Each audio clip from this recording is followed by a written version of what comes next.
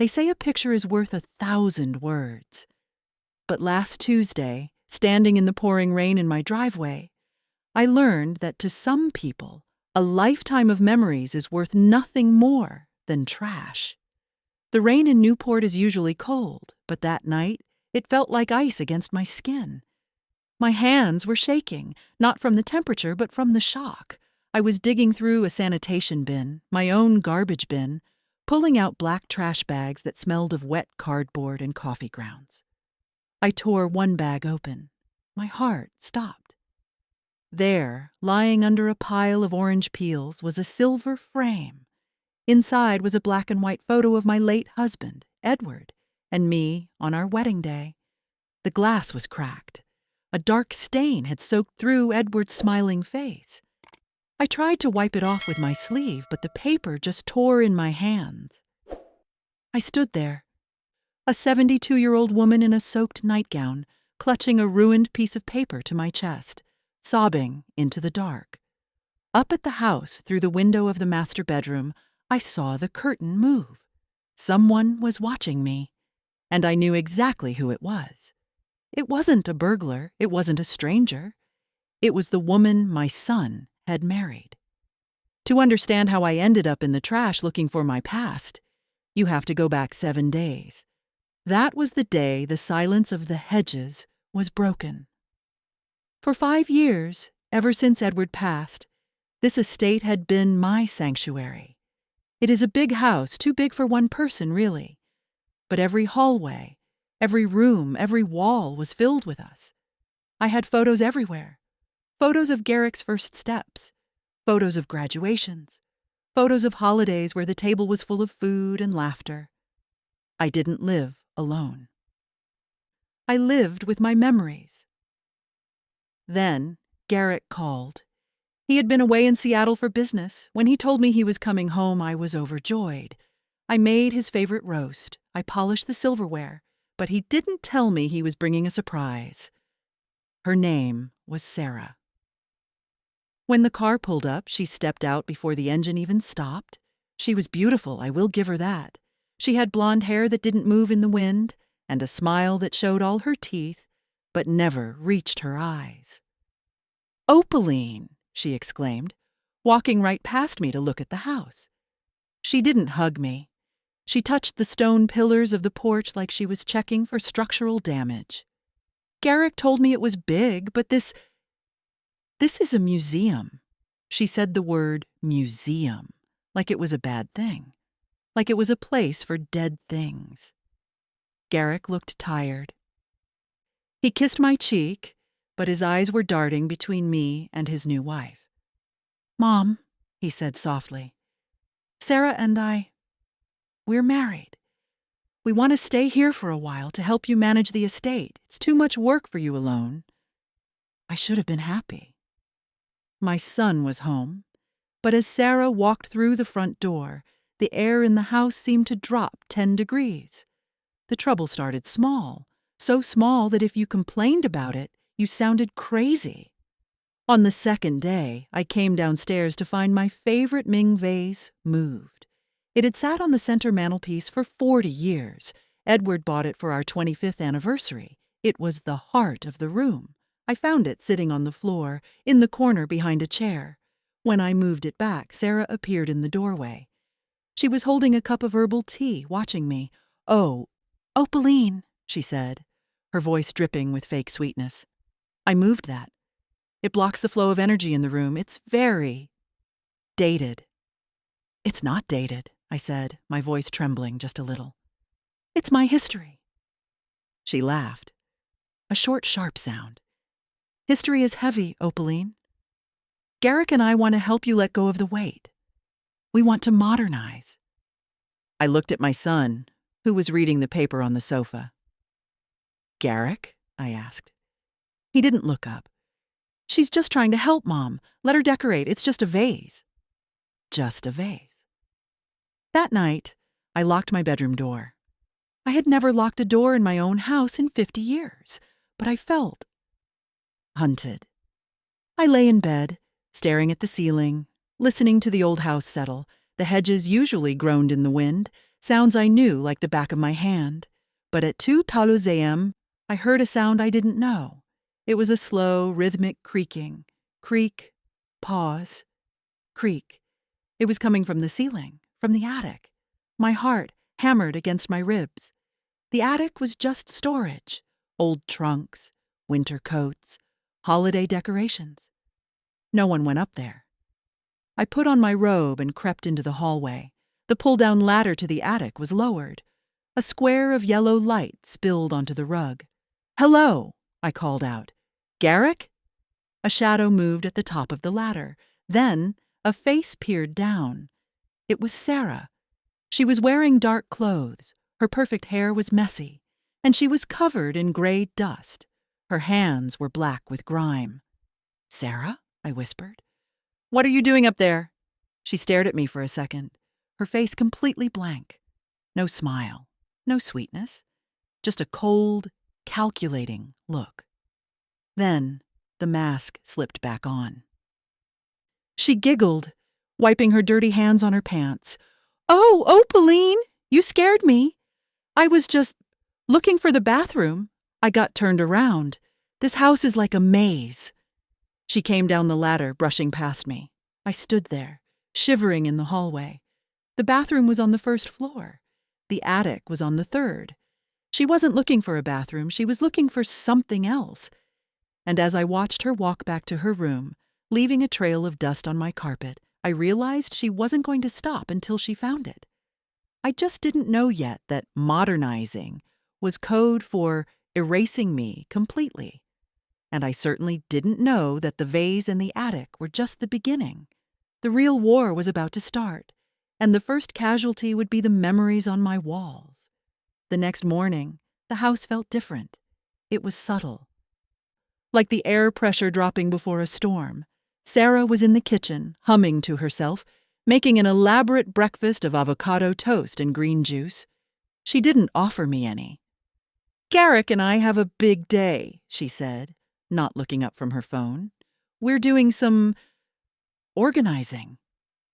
I didn't think much of it. I took my canvas bag and went to the market, just like I did every Tuesday. I wanted to buy fresh hydrangeas for the entryway table.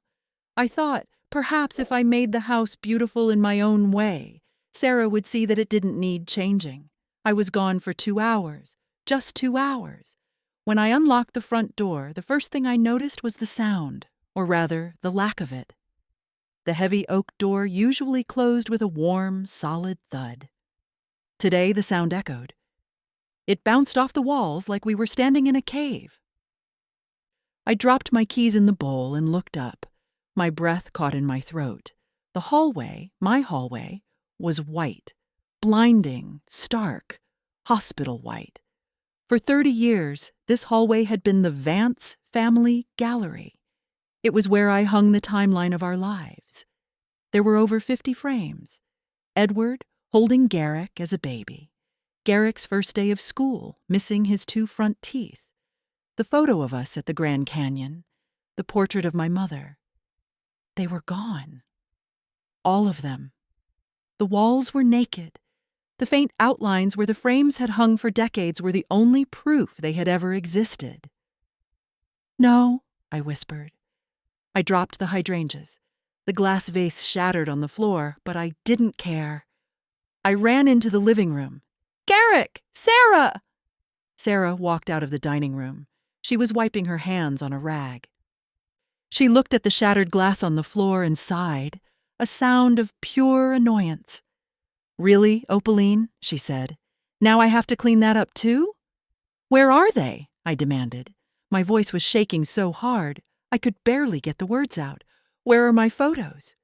She leaned against the doorframe, crossing her arms. She looked at me like I was a toddler throwing a tantrum. "We took them down," she said calmly. "I told you, Opaline. Minimalism. All those old faces staring at you. It's morbid.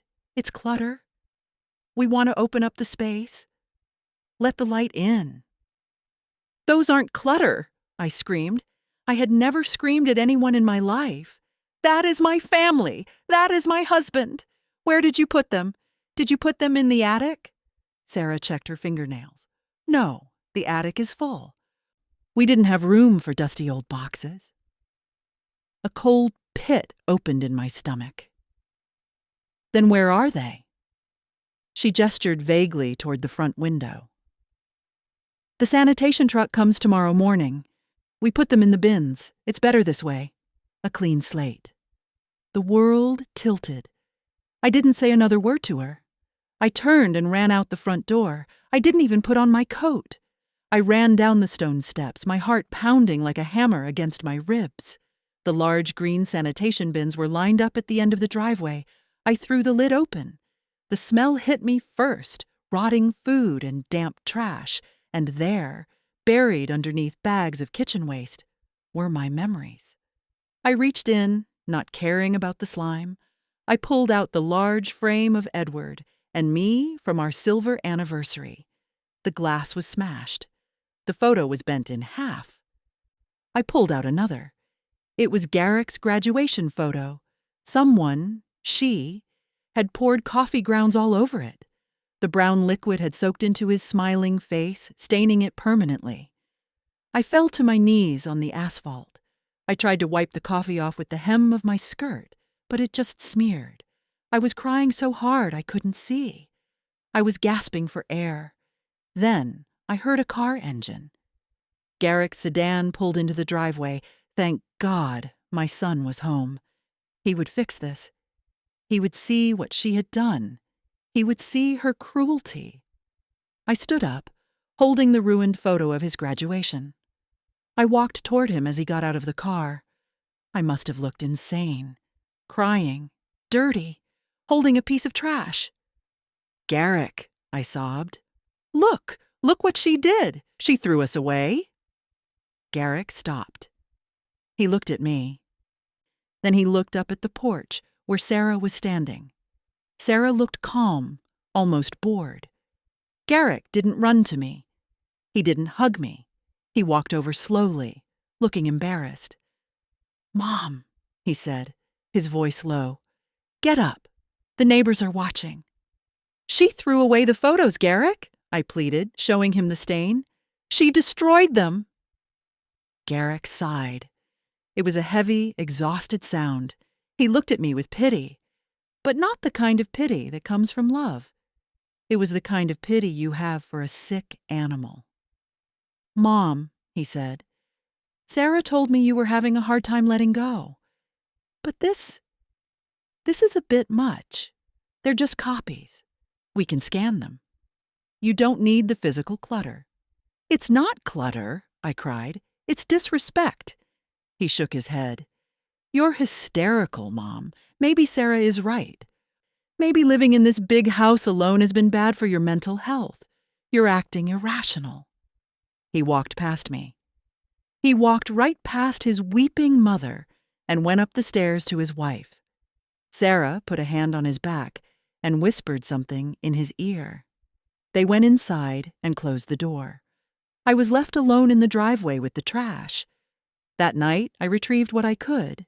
I cleaned the frames with a rag in my bathroom sink, trying to be quiet. I hid the salvaged photos under my bed, like a child hiding contraband. My heart was broken, yes. But as I sat on the floor, wiping a coffee stain off Edward's face, my sadness started to turn into something else. I noticed something stuck to the bottom of one of the trash bags I had pulled out. It was a business card. Sarah must have dropped it. It was for a construction company. Miller and Sons Demolition. I turned the card over. On the back, in Sarah's sharp, spiky handwriting, were 3 words. Thursday. Master bedroom. Walls. I froze. The master bedroom was my room. It was where Edward had hidden the wall safe behind the paneling. She wasn't just redecorating. She wasn't just being cruel. She was clearing the path. She was coming for the walls. And she was coming for me. I sat on the edge of my bed, staring at that business card. Thursday. Master bedroom. Walls. Thursday was 2 days away. For a long time, I just sat there, listening to the rain beat against the window. My eyes were swollen from crying. My hands were stained with coffee grounds from the trash. I looked like exactly what Sarah wanted Garrick to see, a confused, broken old woman who was losing her grip on reality. But Sarah had made a critical mistake. She looked at me and saw a grandmother who baked cookies and tended to hydrangeas. She didn't look past the gray hair and the wrinkles. She didn't know, or maybe she didn't care to ask, what I did before I retired. For 30 years, I wasn't just a housewife. I was a senior forensic accountant for one of the largest firms in New England. My job was to find money that people didn't want to be found. I tracked embezzlers, fraudsters, and corporate thieves. I knew how to follow a paper trail, and more importantly, I knew how to spot a lie. I wiped my face with the back of my hand. I stood up and walked to the door. I turned the brass lock with a sharp click. If Sarah wanted a war, she was going to get one, but she wouldn't be fighting the mother. She would be fighting the accountant. I put on my reading glasses and sat at my desk. I turned on the small lamp, keeping the light dim so no one would see it from the hallway. I started to think. Why the photos? Why the walls? Minimalism was a lie. You don't destroy family heirlooms for minimalism. You put them in storage. She was destroying them. She was stripping the frames. She was peeling the backing off. She was looking for something. And then, like a bolt of lightning, I remembered. I closed my eyes and went back 10 years. I was sitting in this very room with Edward. He was sick then, but his mind was sharp. He was worried about his business partners. He told me he had set up a blind trust, a massive safety net of funds intended for the family foundation. I didn't put the access codes in the bank, Opaline, he had whispered, holding my hand. Banks can be subpoenaed. Lawyers can be bought. Then where are they? I had asked. He smiled, a mischievous twinkle in his eye. They are safe. They are hidden in the memories, right behind the smiles. In the memories. I looked at the empty rectangle on my wall where my wedding photo used to hang. Sarah wasn't throwing the photos away to be cruel. She was dismantling them because she knew the legend of the hidden trust. She was looking for the codes written on the back of a photo, or hidden between the picture and the frame. She was stripping the house bare to find millions of dollars. A cold chill ran down my spine. This wasn't a family dispute, this was a heist, and my son was either a helpless pawn or he was in on it. I needed proof. It was 1 a.m. The house was silent. I took off my shoes and put on thick wool socks. I knew every creaky floorboard in the hedges. I knew exactly where to step, to be a ghost in my own home. I cracked my door open. The hallway was dark. I heard a voice coming from the downstairs study. It was low, hushed, but urgent. I crept to the top of the stairs. I held my breath, gripping the banister. It was Sarah, but it didn't sound like the Sarah who chirped about kale smoothies and yoga. Her voice was hard. It was jagged. I'm telling you, it's not in the hallway frames, she hissed. She must have been on the phone. I stripped 50 of them tonight. Nothing, just cardboard and dust. She paused, listening to the person on the other end. No, she snapped. Garrick is asleep. He's useless. He's too soft. He feels bad for her. My heart broke a little, hearing her speak about my son like that, but I forced myself to listen. Don't worry about the old hag, she said. She's a mess. She was crying in the driveway over a piece of paper. She has no idea. I have her exactly where I want her. By Friday, we'll declare her incompetent, put her in the facility in Providence, and then we can tear the walls down without her screaming. I pressed my hand over my mouth to stop a gasp. Incompetent. That was the plan. Drive me crazy with grief, make me look unstable, lock me away, and then gut the house to find the money. I need 2 more days, Sarah whispered. The master bedroom is next. Edward spent the most time there. It has to be in there. She hung up. I sat on the top step trembling. This woman wasn't just a gold digger. She was a monster. She was planning to end my life, not by killing me, but by erasing me. By locking me away in a home and stealing everything my husband built. And she was so confident. She thought I was weak. There are people in this world who mistake kindness for weakness. They think that because you are old, or quiet, or polite, you won't fight back. If you are watching this, and you despise people who prey on the elderly, please subscribe to the channel right now. We need to show that we are watching. We need to stand witness for those who can't stand for themselves. I crept back to my room, my heart pounding in my ears. I closed the door silently. I locked it. Click. I leaned my forehead against the cool wood of the door. I needed a plan. I couldn't call the police yet. I had no proof, just the word of a confused old woman against a charming young wife. I needed hard evidence. I was just about to move toward my bed when I froze. The doorknob slowly turned. It wasn't a rattle. It was a slow, deliberate twist. Someone was on the other side. I held my breath. The knob turned all the way to the right. Stopped. Then turned all the way to the left. The door didn't open. There was a pause. A heavy silence. Then I saw the shadow of feet under the door gap. They stood there for a long time. Sarah knew I was awake and she was testing my defenses. She whispered through the wood. Her voice was so low it was almost a purr. "I know you're in there, Mom. You can't lock me out forever." Then the footsteps walked away. I backed away from the door, terrified. But as I sat on my bed, the fear began to harden into something else, something cold and sharp. She wanted to get into the master bedroom? Fine. I would let her in.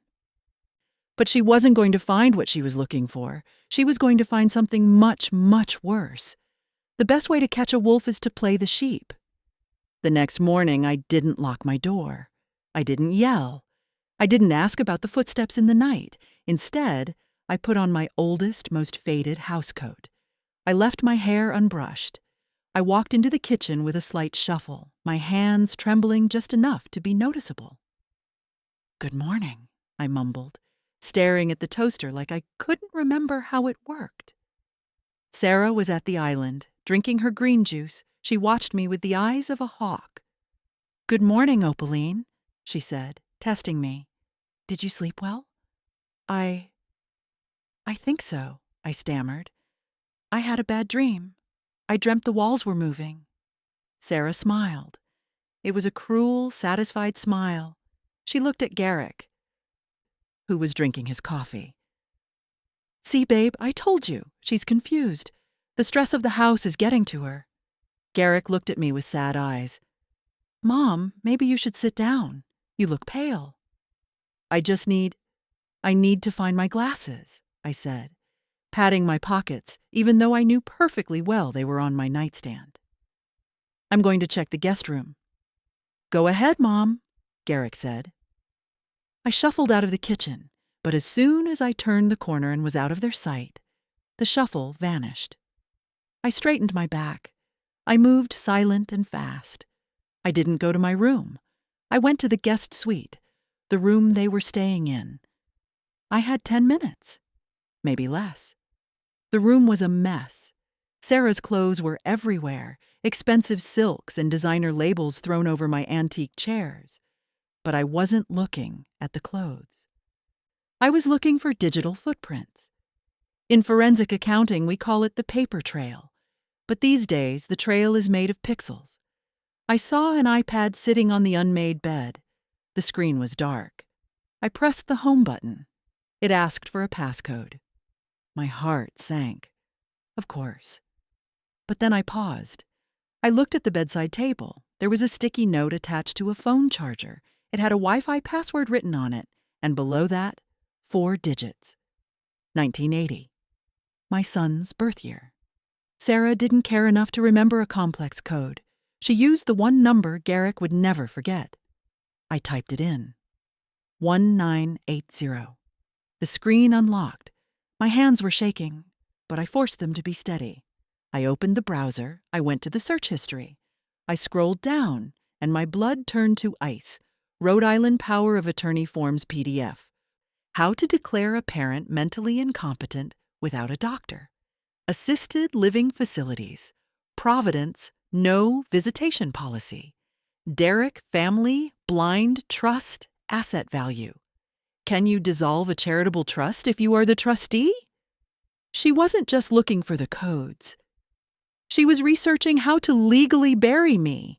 She wanted to strip me of my rights, lock me away where no one could visit, and then dissolve the charity my husband had built to buy herself sports cars and vacations. I took a picture of the screen with my own phone. Evidence. Suddenly, I heard heavy footsteps on the stairs.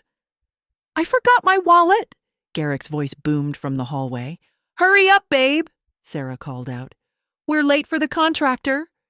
They were coming. I couldn't make it to the door in time. I would be caught.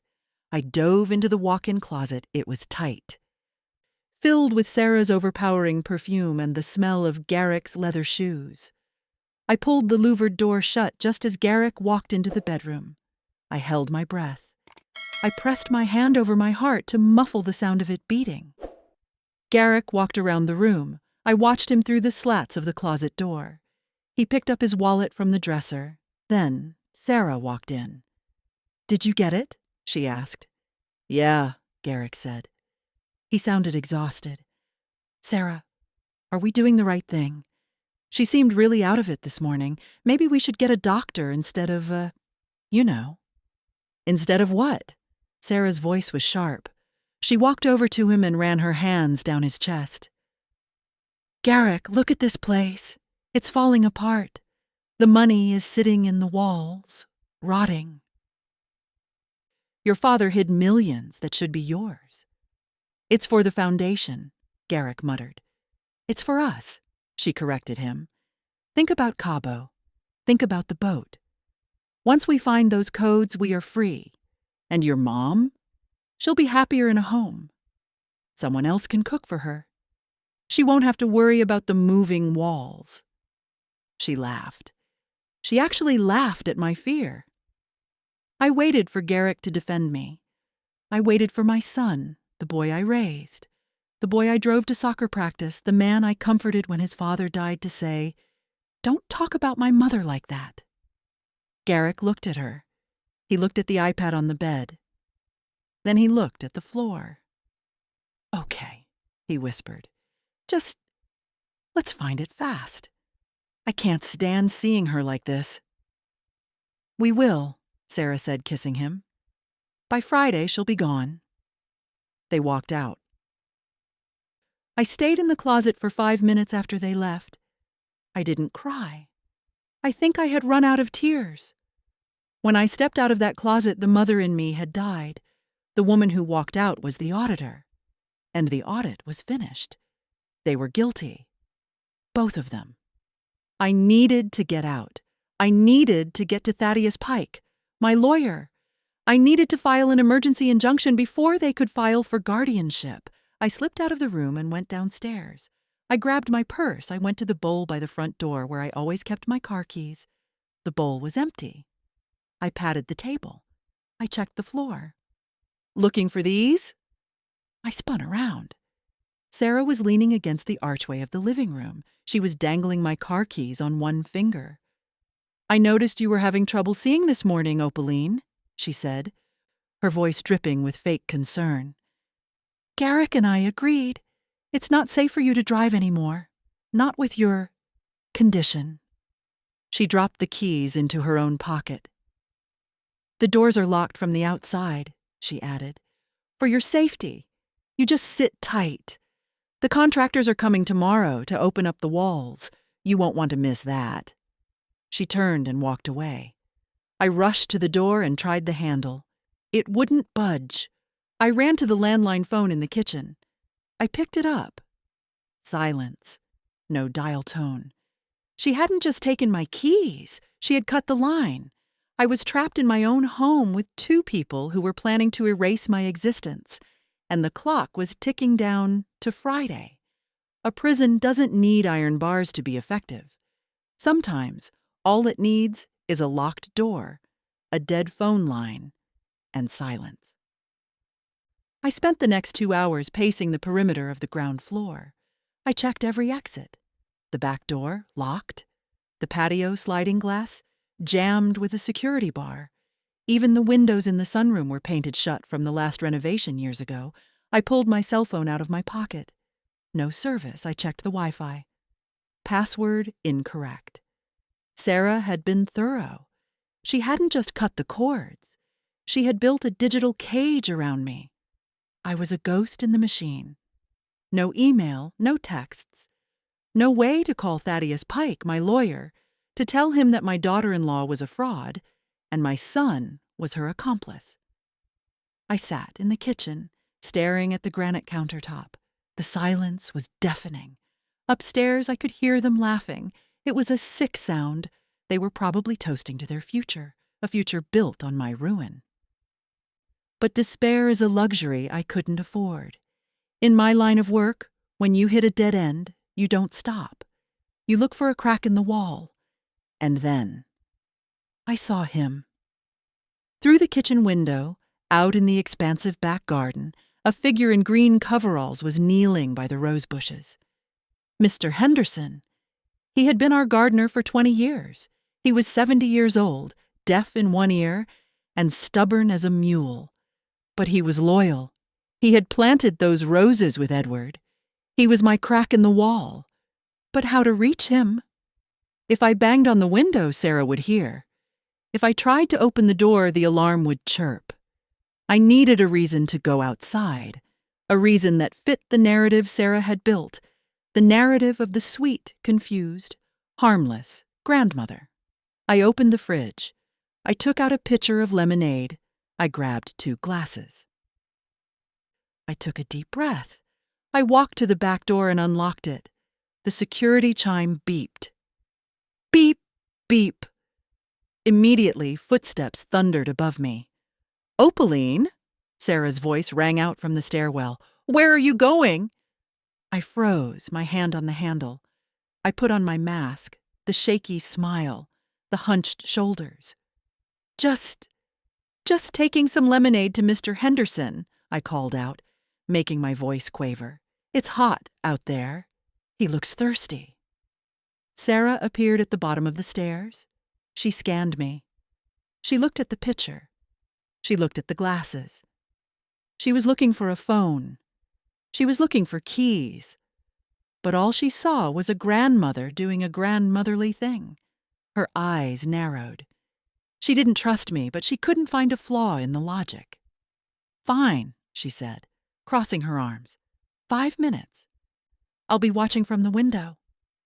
"Thank you, dear," I mumbled. I stepped out onto the patio. The air smelled of freshly cut grass and freedom. I wanted to run. I wanted to sprint down the driveway and never look back. But I knew I couldn't outrun Garrick, and I definitely couldn't outrun Sarah. I walked slowly toward the rose bushes. My pocket felt heavy. Inside, wrapped in a paper napkin, was a note I had scribbled with a jagged eyeliner pencil I found in my purse. It said, "Run background check on Sarah Miller. Call Thaddeus Pike. I am trapped. Danger." Mr. Henderson looked up as I approached. He tipped his cap. He smiled, his face crinkling like worn leather. "Afternoon, Mrs. Vance," he said. "Lemonade, Arthur," I said, pouring a glass. My hands were shaking, and this time I wasn't acting. I handed him the glass. As he reached for it, I leaned in close. I blocked the view from the house with my body. "Take the napkin," I whispered. I stared intensely into his eyes. "Don't look at it. Just put it in your pocket." Mr. Henderson frowned. He looked at the glass, then at the napkin underneath it. He looked at my face. He saw the terror in my eyes. He saw that this wasn't a social call. He was a smart man. He took the glass and the napkin in one smooth motion. He wiped his brow with the napkin and shoved it deep into his coverall pocket. "Thank you, ma'am," he said, loud enough for the house to hear. Then, in a whisper, "Is everything all right?" "Go," I breathed. please." He nodded once. A microscopic movement. I turned around. Sarah was in the kitchen window, her face pressed against the glass, watching like a warden in a watchtower. I waved at her. She didn't wave back. The next 4 hours were the longest of my life. I sat in the living room knitting. Knit 1, purl 2. I was waiting for the police sirens. I was waiting for Thaddeus to storm the gates. But the driveway remained empty. The phone remained silent. Had Mr. Henderson read the note? Did he think I was just a senile old woman writing nonsense? Or worse, had Sarah intercepted him on his way out? The sun began to set. The shadows in the house grew long and distorted. "Dinner," Sarah announced. I walked into the dining room. The table was set. But there was no food. There was only a single, crisp document sitting on my placemat. Next to it was a heavy black fountain pen. Garrick was already seated. He wouldn't meet my eyes. He was drinking whiskey. His glass was empty, and the bottle was half gone. Sarah pulled out my chair. "Sit down, Opaline." I sat. I looked at the document. Durable power of attorney, granting full financial and medical control to Garrick Vance and Sarah Vance. "What is this?" I asked, my voice barely a whisper. "It's a safety measure," Sarah said, pouring herself a glass of wine. She sounded casual, like we were discussing the weather. "Garrick and I are worried about your episodes, the wandering, the confusion. This just lets us handle the bills. It lets us manage the trust so you don't have to worry." "I don't have episodes," I said. "I am perfectly sane." "Are you?" Sarah leaned forward. Her eyes were dark pits. "You were crying over trash yesterday. You were talking to the walls today. If we call a doctor, Opaline, they will deem you unfit. This way is easier. Just sign it, and you can stay here in your room." "If you don't?" She let the threat hang in the air. "If I don't?" "Then we send you to the facility in Providence," she said coldly. "Tonight." I looked at Garrick. "Son?" He took a long drink of whiskey. "Just sign it, Mom. Please, it's for the best." I picked up the pen. It felt like lead in my hand. I knew that if I signed this, it was over. They would drain the accounts, bulldoze the walls, and I would die in this house, a prisoner, in my own name. But if I didn't sign it, I had no allies. Mr. Henderson hadn't come. I touched the pen to the paper. The ink bled a tiny black dot onto the signature line. And then Garrick's phone buzzed. The phone buzzed against the mahogany table. Psst! Psst! The sound was like a gunshot in the quiet room. Garrick didn't pick it up. He was staring into his empty whiskey glass, lost in a fog of guilt and alcohol. Sarah was too busy watching my hand, hovering over the signature line to care about a text message. "Sign it, Opaline," she urged, tapping her manicured fingernail on the table. "Stop stalling." My hand was shaking so badly the pen was making little scratching noises on the paper. I wasn't acting anymore. I was terrified. I can't," I stammered. "My arthritis. My hand won't grip." "Don't give me that," Sarah snapped. She reached out to grab my hand, to force the pen down, but at that moment, Garrick stood up. His chair scraped loudly against the floor. "I need another drink," he slurred. He walked toward the kitchen, swaying slightly. Sarah rolled her eyes. She turned her head to yell at him. "Garrick, get back here! We need to finish this!" In that split second, while her head was turned, Garrick's phone lit up again on the table right in front of me. I looked down. It was a text from an unknown number. The preview message flashed on the lock screen for just 3 seconds. "Thaddeus Pike, do not sign. Check the jade plant. Police standby. Mr. Henderson." He had done it. He hadn't just called the lawyer. He had come back. My heart slammed against my ribs. "Check the jade plant."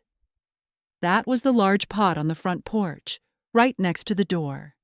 Sarah turned back to me. Her eyes were suspicious.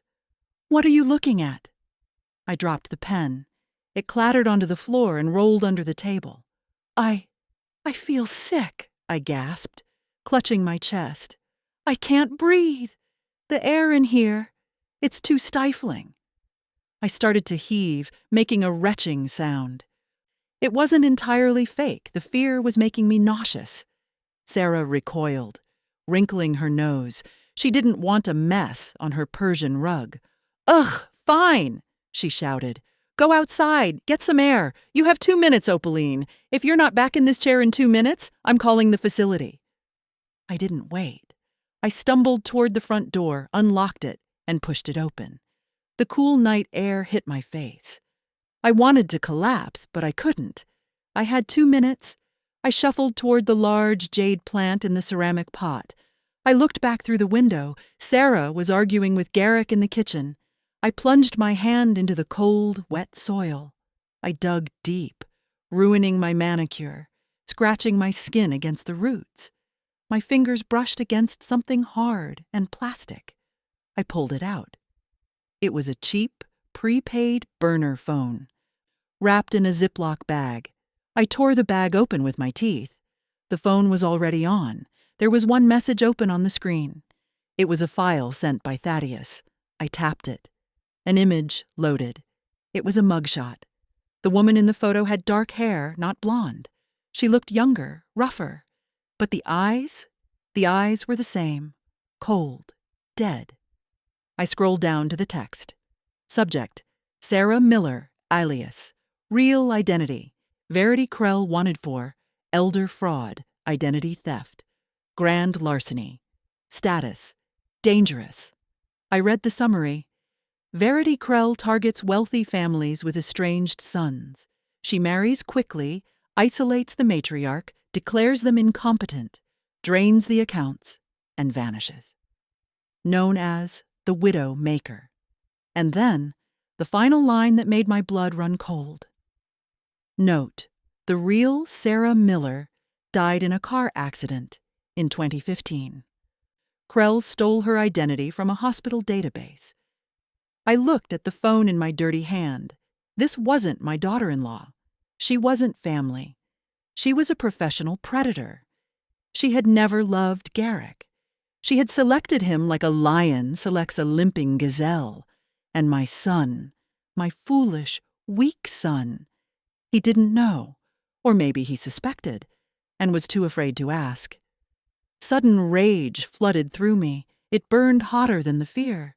She had come into my house. She had destroyed my memories. She had tortured my family. She thought she was playing a game with a senile old woman. She didn't know she had just handed the forensic accountant the smoking gun. I wiped the screen of the burner phone and shoved it deep into the pocket of my cardigan. I looked at my hands. They were covered in black potting soil. I heard the front door handle turn. I stood up straight. I didn't have time to wipe my hands. The door swung open. Verity, stood there. The hallway light framed her like a halo, but her face was in shadow. She looked at me.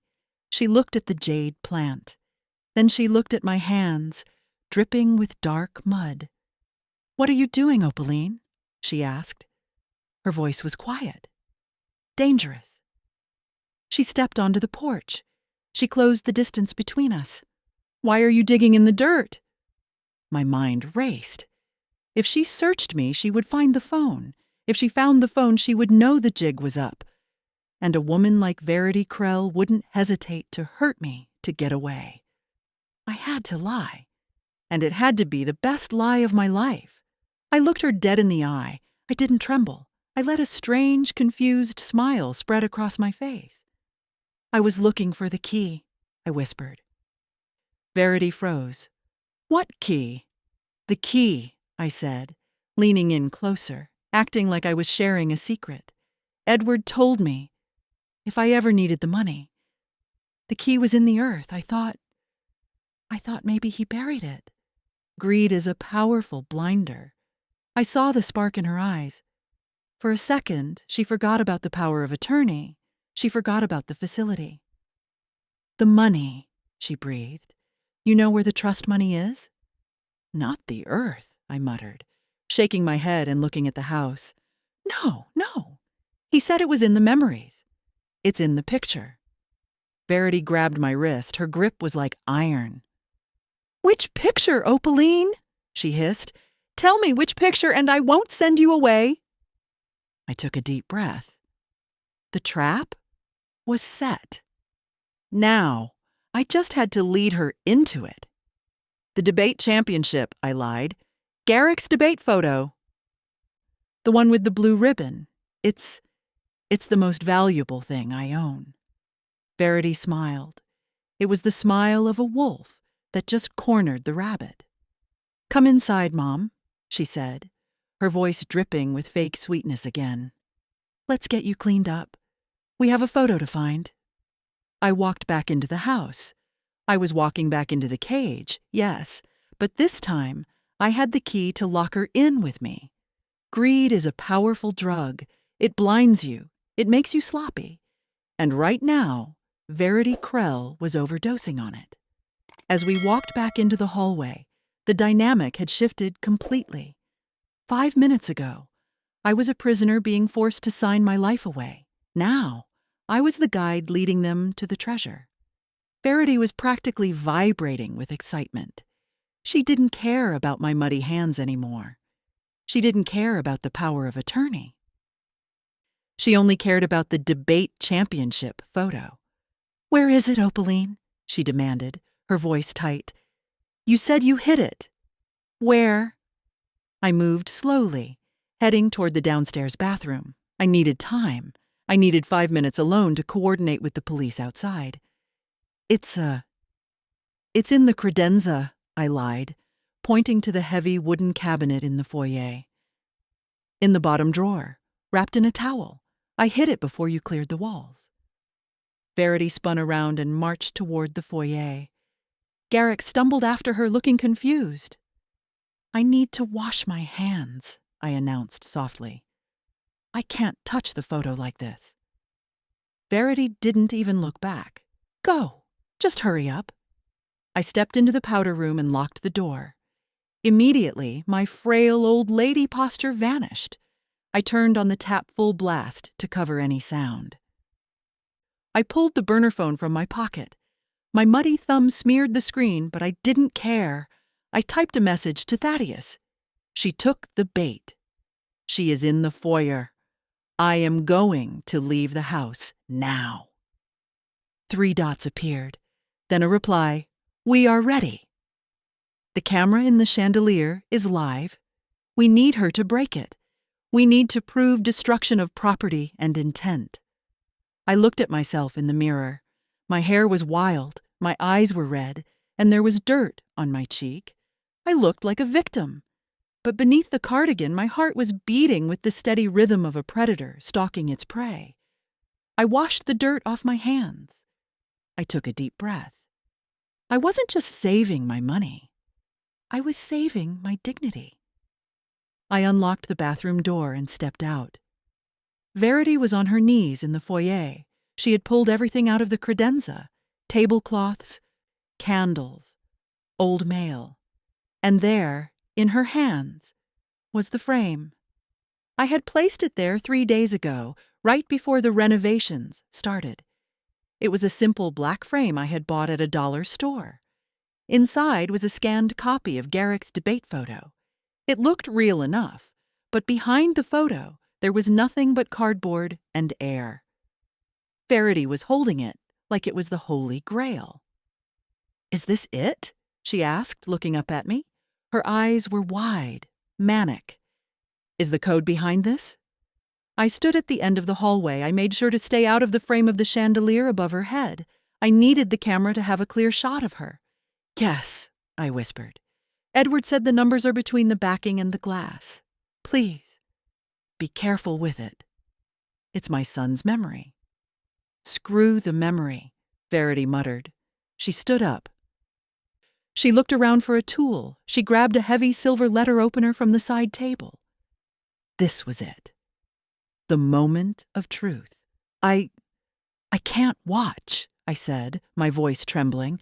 I'm going for a walk. I'll be on the porch. Garrick looked up, alarmed. Mom, you can't go outside. It's dark. Let her go, Garrick, Verity snapped. She didn't take her eyes off the frame. She's useless to us now. Let her wander. Garrick looked at me. For a second, I saw the little boy I used to know. He looked scared. He knew something was wrong. He knew deep down that his wife was becoming unhinged. Mom, he started. I looked at him one last time. Goodbye, Garrick. I didn't wait for an answer. I turned my back on them. I walked to the front door. I opened it. The cool night air rushed in. I stepped out onto the porch and closed the door behind me. Click. Silence. I didn't stop on the porch. I walked down the steps. I walked past the jade plant where I had found the phone. I walked down the long, winding driveway toward the main gate. My legs felt heavy, but my spirit felt light. Halfway down the driveway, a shadow detached itself from the trees. It was Thaddeus Pike. He was wearing a trench coat, holding a tablet.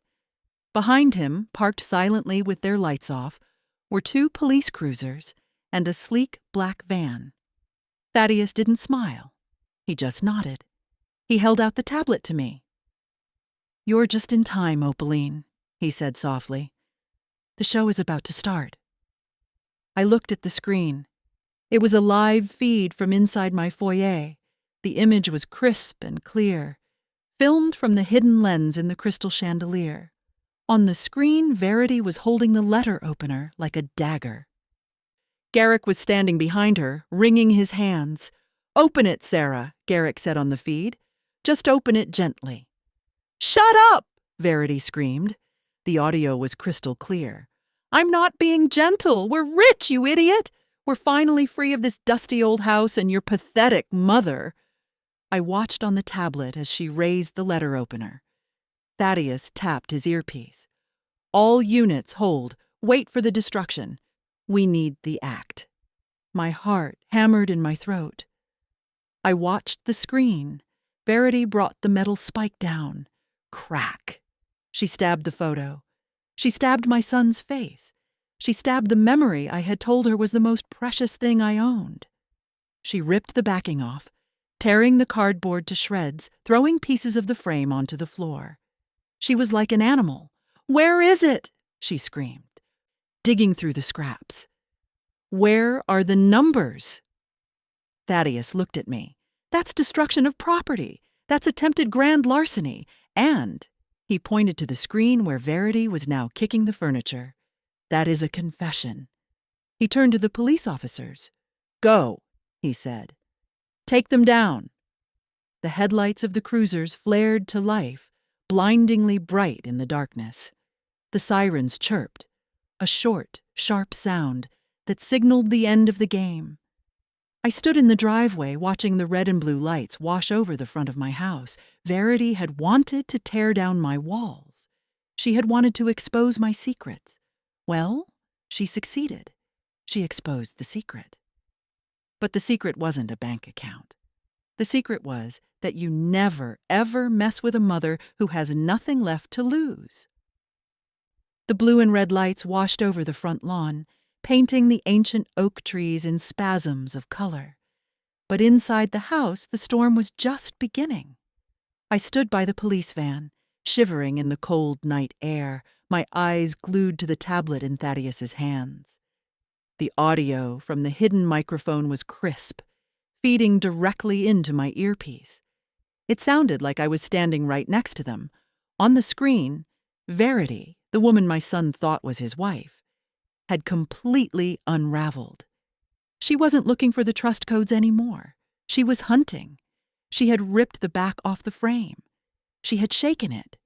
She had torn the photo of Garrick's debate win, the photo I had told her was priceless, into jagged little strips. Nothing, she screamed. The sound distorted the speakers. There's nothing here. Just cardboard. She threw the shattered remains of the frame across the foyer. It hit the antique mirror, cracking the glass. Garrick flinched. He looked small. He looked like a child who had woken up in a nightmare. Sarah, he stammered, his voice trembling. "Sarah, please, calm down. Maybe Mom was confused. Maybe it's in a different photo." Verity spun around. Her face was twisted into a mask of pure hate. "Confused?" she laughed, a high, shrill sound. "She isn't confused, Garrick. She's playing us. She's been playing us since the moment we walked in the door." She marched up to him and shoved him hard in the chest. My son stumbled back against the staircase railing. "You said she was weak," she yelled in his face. "You said she was a senile old woman who just wanted to garden. You didn't tell me she was a forensic accountant who used to hunt people like me for a living." I gasped. She knew. She had known all along what I used to do. She had just underestimated how good I was at it. Garrick looked at her, stunned. "People like you?" "What do you mean?" Verity sneered. "People who take what they deserve. We need that money, Garrick, and if your mother isn't going to give it to us, we're going to take the whole house down." I watched on the screen as she turned away from him. She wasn't looking at the walls anymore. She was looking at the curtains. She reached into her pocket and pulled out a silver Zippo lighter. Thaddeus gripped my shoulder. "Command," he barked into his radio. "Suspect has an incendiary device. Move in. Now." But on the screen, things were moving faster than the police could run. Verity flicked the lighter. A small orange flame danced in the foyer. "Sarah, no!" Garrick shouted. He lunged for her. "Don't touch me!" she screamed, swiping the flame toward him. He recoiled. "If I can't have the trust," she hissed, her eyes wide and manic, "then nobody gets the legacy. Nobody gets the house. We burn it. We burn it all and we claim the insurance." "Are you insane?" Garrick yelled. "My mother, the history." "Your mother is gone," she spat. "She walked out. It's just us. We light it up. We say it was an electrical fire from the old wiring, and we walk away with the payout." She moved toward the heavy velvet drapes that hung by the front door. The fabric was old, dry. It would go up like kindling. "Officer!" Thaddeus yelled at the team by the door. "Breach! Breach!" I watched, helpless. The woman was about to burn down the home Edward and I had built. She was about to erase 40 years of life in a heartbeat. Garrick stood there, paralyzed. He was seeing his wife for the first time. He wasn't seeing Sarah, the sweet girl from the conference. He was seeing the predator, the monster. And in that moment, my son did the first brave thing he had done in years.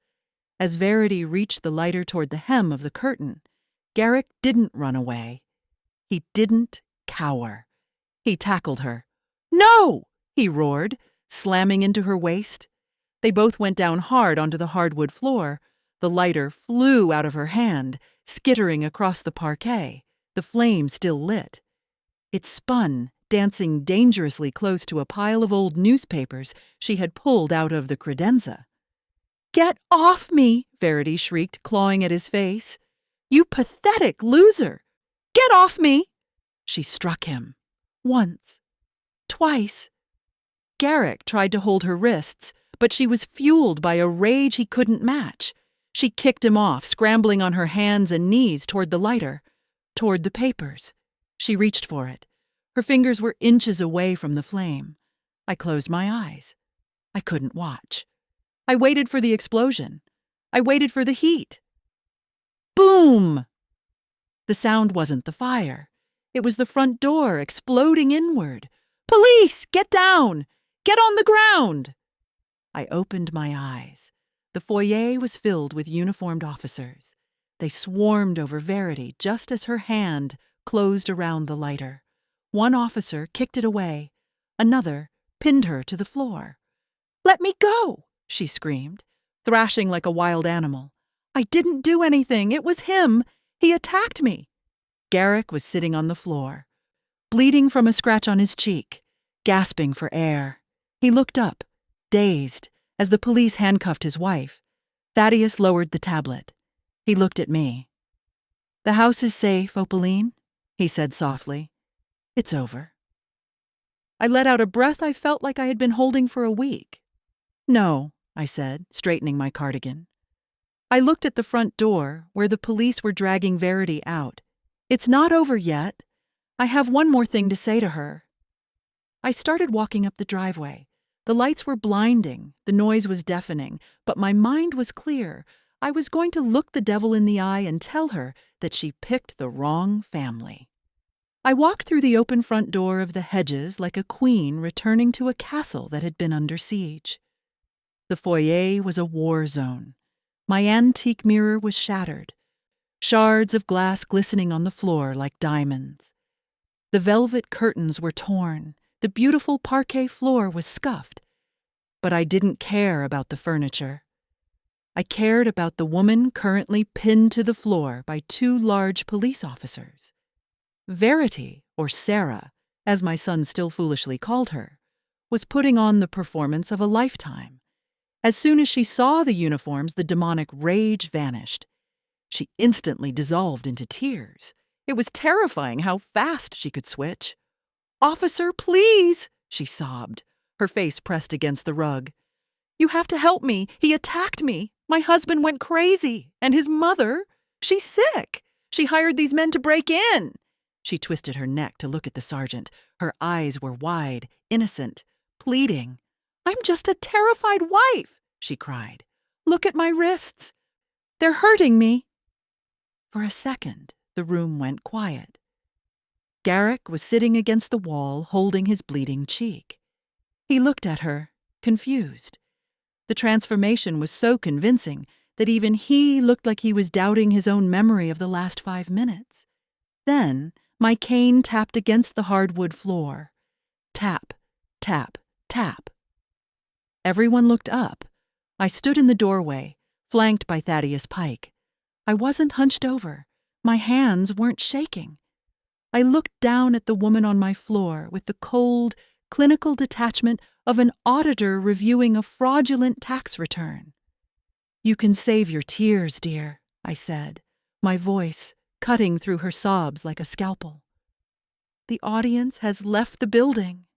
Verity glared at me. "Opaline, tell them you're confused. Tell them you forgot who I was." She was still trying to play the dementia card. She thought she could still manipulate the narrative. I walked closer. I stopped just inches from her face. "I may be 72, I said softly. "I may have arthritis. I may move a little slower than I used to. But I am not confused. And I am certainly not stupid." I pointed a steady finger up at the crystal chandelier hanging above us.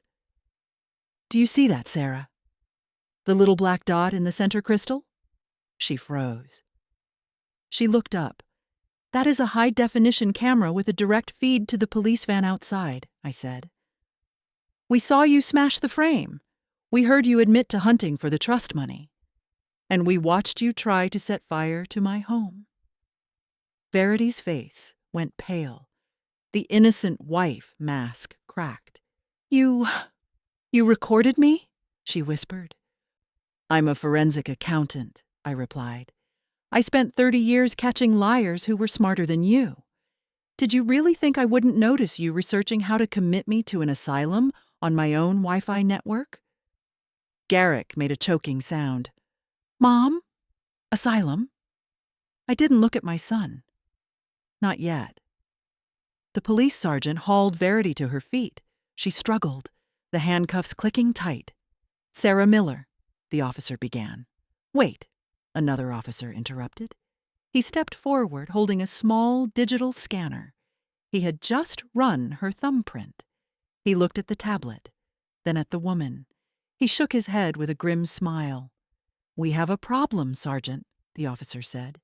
"This isn't Sarah Miller. Sarah Miller died in a car accident in Ohio 8 years ago." The room seemed to lose all its oxygen. Garrick stood up, using the wall for support. "What?"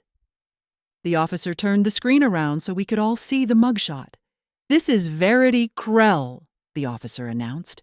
"Wanted in Florida, Texas, and now Rhode Island for identity theft, elder abuse, and attempted arson.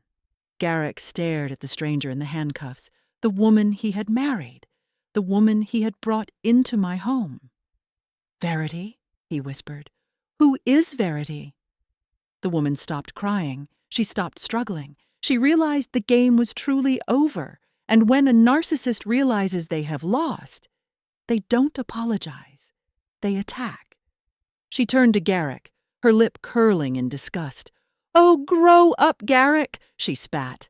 Her voice was unrecognizable, deep, harsh, and full of venom. "You were an easy mark. You were desperate for Daddy's money, and you were too weak to stand up to your mommy. I just gave you a push." "I loved you," Garrick said, his voice breaking. "You loved the idea of me," she laughed. "You loved that I was going to make you rich. We could have had it all if you hadn't grown a conscience at the last second." She turned her eyes to me. "If looks could kill, I would have dropped dead right there. And you," she hissed, "you old witch. You should have just signed the papers. You should have gone to the home. You would have been happier there." "Take her away," I said dismissively. "She's boring me." The officers marched her out. She screamed curses all the way down the driveway, her voice fading into the night as they shoved her into the back of the cruiser. Then silence returned to the hedges. The front door stood open. The cold wind blew in, rustling the torn curtains. I stood amidst the broken glass of the decoy picture frame. Thaddeus put a hand on my shoulder, squeezed it once, and then walked outside to talk to the sergeant. I was alone with my son. Garrick stood in the center of the foyer. He was bleeding. His shirt was torn.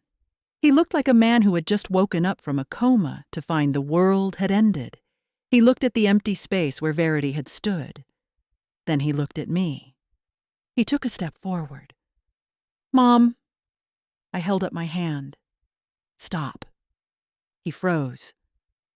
"I don't want to hear I'm sorry," I said. My voice was tired now. The adrenaline was fading, leaving only the heartache. "Sorry doesn't fix the mirror, Garrick, and sorry doesn't fix the fact that you were ready to lock me away in a facility just because that woman told you to." Garrick dropped to his knees. He put his head in his hands and began to sob. It was a deep, guttural sound of shame.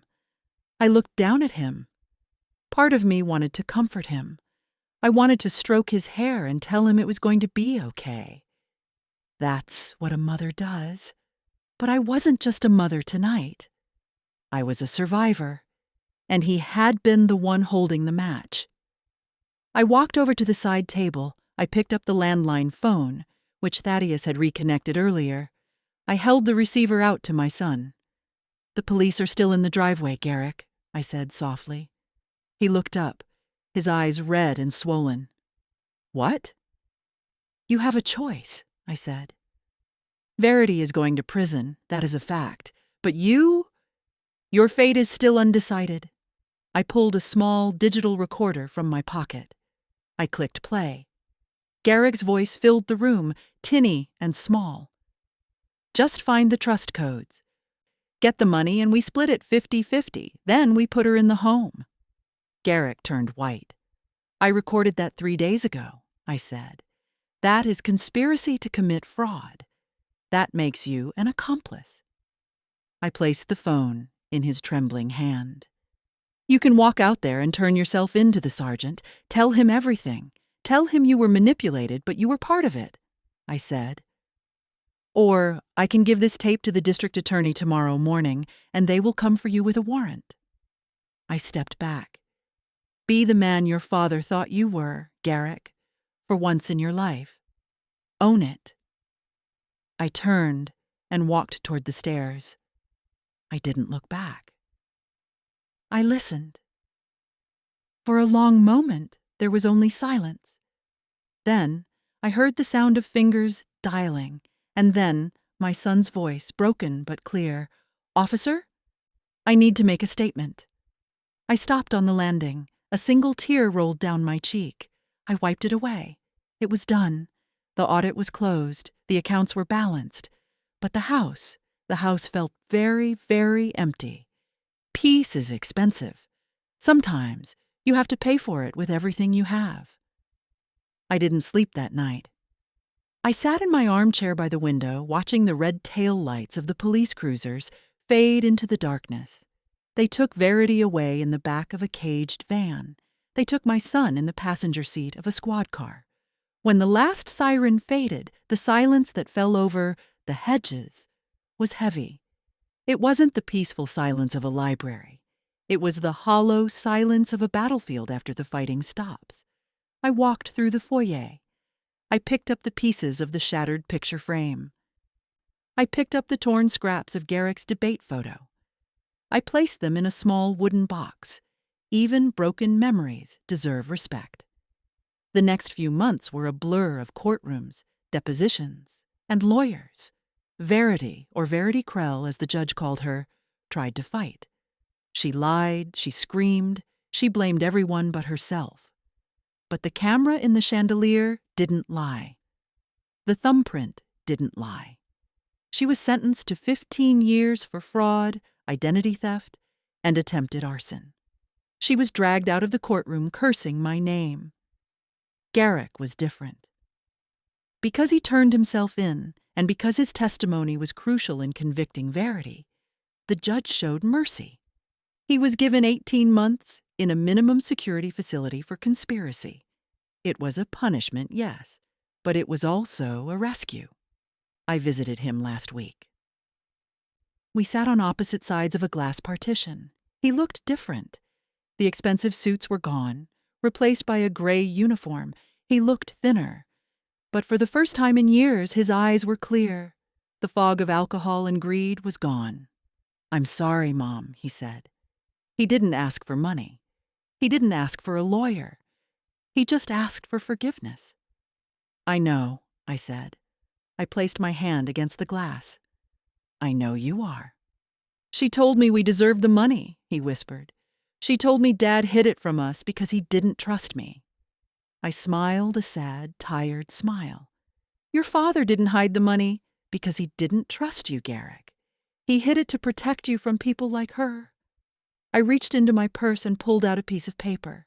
I held it up to the glass. It was the document for the blind trust.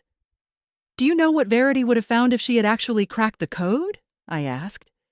Garrick shook his head. "Nothing," I said. "She would have found nothing she could spend."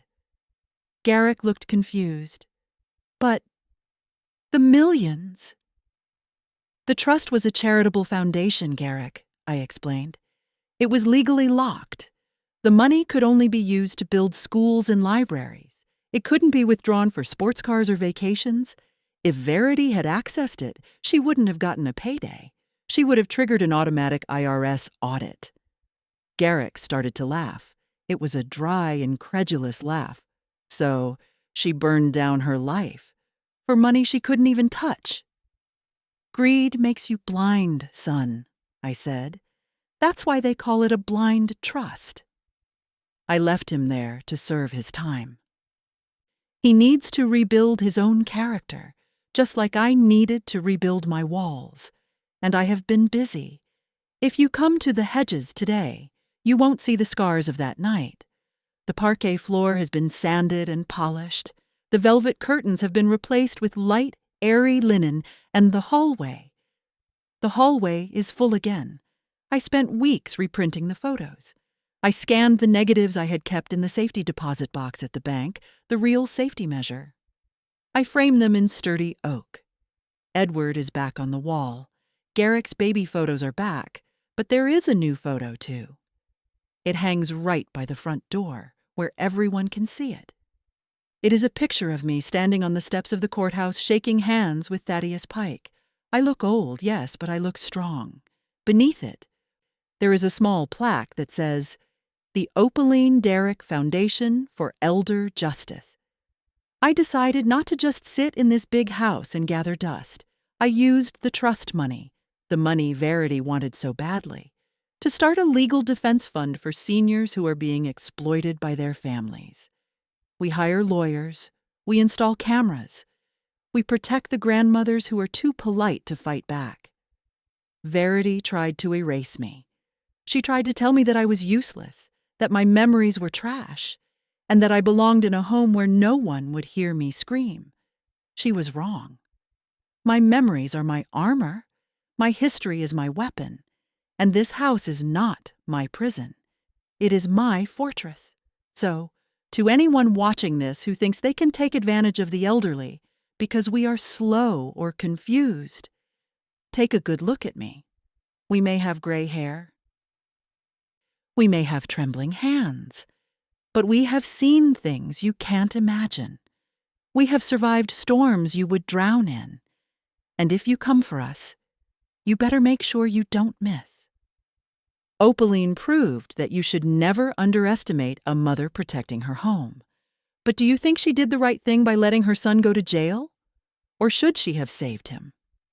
Let me know in the comments below. And if you believe in justice for the elderly, hit that subscribe button and join the family. We protect our own here.